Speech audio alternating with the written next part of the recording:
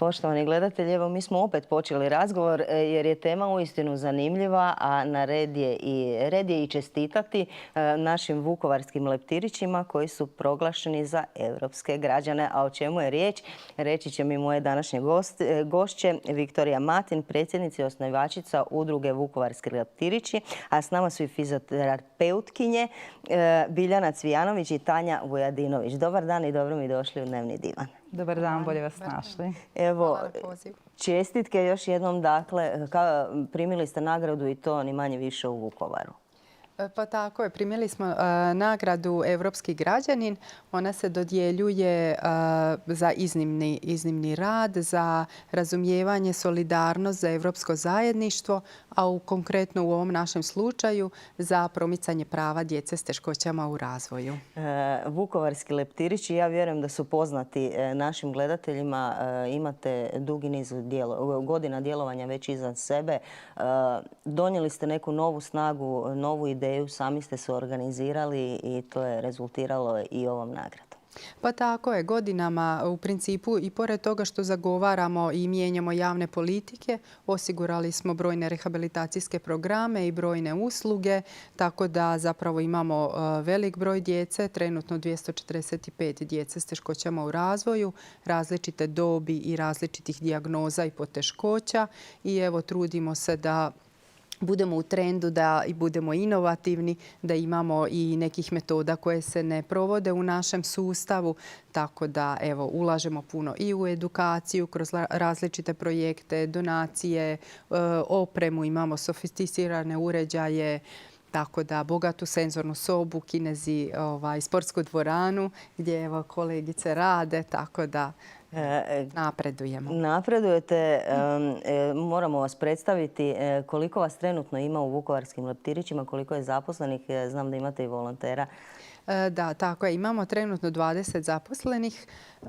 Volontera imamo puno, donatora, podržavatelja udruge, tako da djece puno, roditelja, obitelji. Doista smo velik prostor od 579 metara kvadratni koji smo sami i opremali i sad evo već pričamo obzirom da je i velik i da smo sve sredili, da nam zapravo treba još da se širimo, da podižemo gore, da tako da, ono čime se ponosite, to je svakako poludnevni boravak.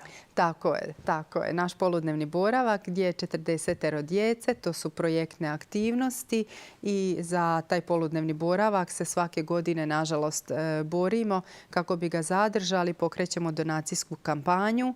Evo i sada je u tijeku, pa tko želi neka nam se pridruži, pomogne. Kampanja se zove Budi moja krila i može se vidjeti na platformi Čini pravu stvar i nadamo se da ćemo uspjeti i ove godine zapravo osigurati sredstva i na godinu opet da djeca dolaze u poludnevni boravak. Mi ćemo naravno pozvati naše gledatelje da se pridruže akciji.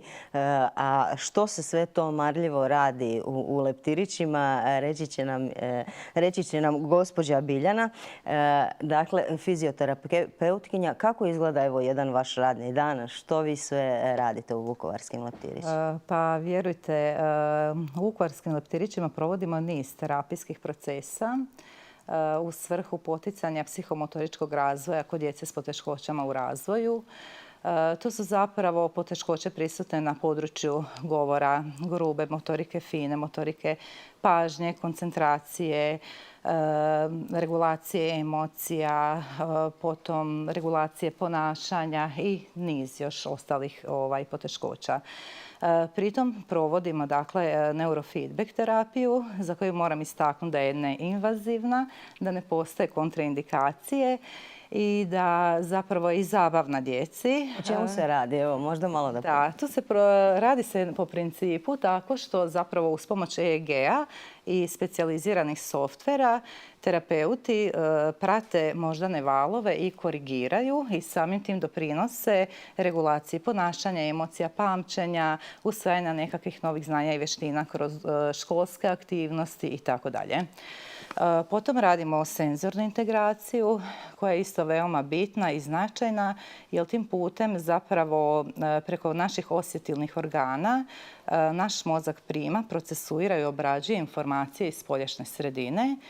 Tu moram naglasiti da zapravo terapeuti su educirani, da rade po ARS edukaciji i pritom koriste testove koji im mnogo znače za kvalitetnu procjenu i evaluaciju rada. Tu su naši radni terapeuti. Oni provode vježbe svakodnevnih vještina. Njihova osnovna zadaća je zapravo da dijete s poteškoćama u razvoju osposobe da samostalno funkcionira u aktivnostima svakodnevnog života, od hranjenja, odjevanja, obavljanja higijenskih navika i ostalih. Dodala bi još da se u okviru vježbi svakodnevnih vještina aktivno provodi terapijsko hranjenje.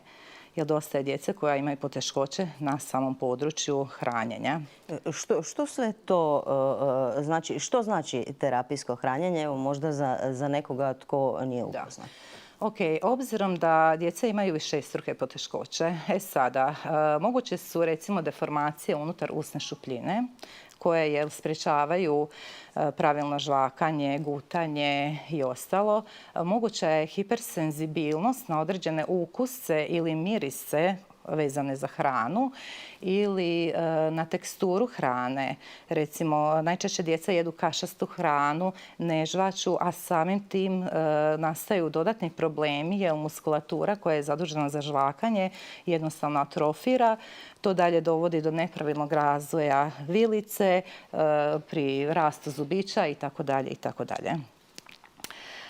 Potom, što sam još mislila, rekla sam za radne terapeute, da, kolegica Tanja će reći nešto za kineziterapiju. Ja ću se još nadovezati sa psihološkom podrškom.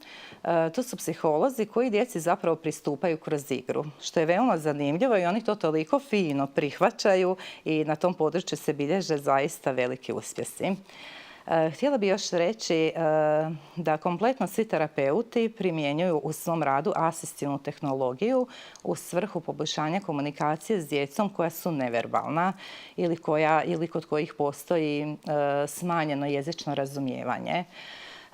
Tu koristimo razne komunikatore, Tobii komunikator koji se zapravo pokreće pogledom oka, zatim tablete, interaktivni zid, interaktivne ploče i mnoge druge edukativne aplikacije i softvere. I htjela bi najaviti da je kod nas nedavno opremljen kabinet gdje će se provoditi potpomognuta komunikacija i bit će zaposlena osoba, educirana i stručna. I još od mene jedan novitet vezano za leptiriće, a to je uskoro provodimo procjenu i rehabilitaciju funkcionalnog vida kod djece i na taj način ćemo zapravo približiti svojim korisnicima koliko je taj vizualni sustav bitan i značajan kod ostalih razvojnih funkcija kod djece. Mnogo je tu dakle, različitih vrsta terapija. Moramo se dotaći i onoga što vi radite, dakle kinezioterapija. Sama kineziterapija je osnova fizikalne terapije i mi kao fizioterapeuti radimo po dva najpoznatija koncepta. Kolegica Biljana je boba terapeut, ja sam završila PNF koncept i radimo još i Mazgutovu metodu integriranje primitivnih refleksa i također radimo procjenu grupnih motoričkih aktivnosti. Svi otprilike znamo kako bi trebao teći uredan motorički razvoj djece i dogodi se problem kada se taj razvoj ne dogodi. Roditelji to obično primijete oko godinu dana, dijete se samostalno ne posjeda, ne rotira se, ne hoda i onda se upišu kod nas u udrugu i mi smo tu ti koji će pomoći. Kada dijete ne hoda sa 2 godine, 5, 10, mi radimo na facilitaciji rotacije, posjedanja, zatim hoda, a ukoliko dijete hoda, onda znači savladavamo neke druge motoričke vještine poput puzanja, poput skakanja na jednoj nozi, na 2 noge, zatim penjanje uz ljestve, radimo različite igre s loptom, radimo vježbe za koordinaciju, za ravnotežu, balans i jako je bitno znači djecu osposobiti da savladaju što više motoričkih složenih aktivnosti i osim da ih izvode, da imaju to motoričko planiranje kako da nađu najbolji način da tu aktivnost izvedu. Dakle, možemo reći da se bavite dakle, i tjelesnim, ali i psihičkim zdravljem djece, odnosno korisnika vukovarskih leptirića i moramo naglasiti da ste vi udruga, što znači da u principu u većini slučajeva ste sami svoji majstori, da ste pokrenuli cijelu priču. Mnogo je to djece, mnogi gravitiraju upravo prema vukovarskim leptirićima. Ono što je problem, naravno, uvijek to je ta održivost. Tako je. Pa ja mislim da je ovo zapravo super kombinacija baš zato što smo udruga roditelja. Zato što roditelji najbolje znaju što njihove djeci treba i na tome ustrajemo, ka tome težimo i to na kraju ostvarimo.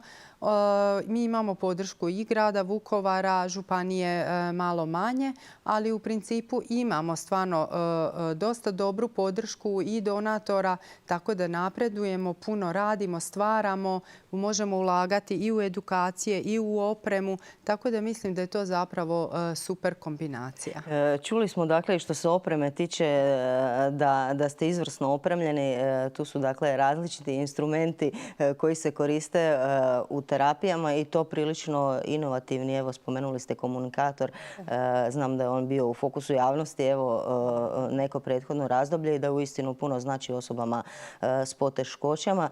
Kakvi su planovi za dalje? Kako vam mi možemo kao građani pomoći? Kako vam općenito društvo može pomoći? Pa evo kako sam spomenula, znači našu donacijsku kampanju, to je što se tiče sada ovog dijela, ali mislim da zapravo udruga Vukovarski leptirići pokriva sve što je potrebno djeci s teškoćama u razvoju. Mi imamo još usluga, dakle možemo ugovoriti, možemo zaposliti još djelatnika, imamo i otvoren natječaj za logopeda i rehabilitatora.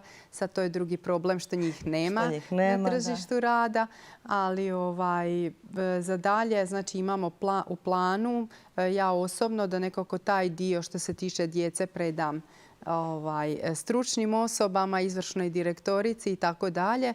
A ja bi dalje sa roditeljima nastavila pomagati i stvarati vezano za mlade osobe s teškoćama i odrasle osobe s invaliditetom. Tu su neke usluge nove, znači organizirano stanovanje, odmor od skrbi.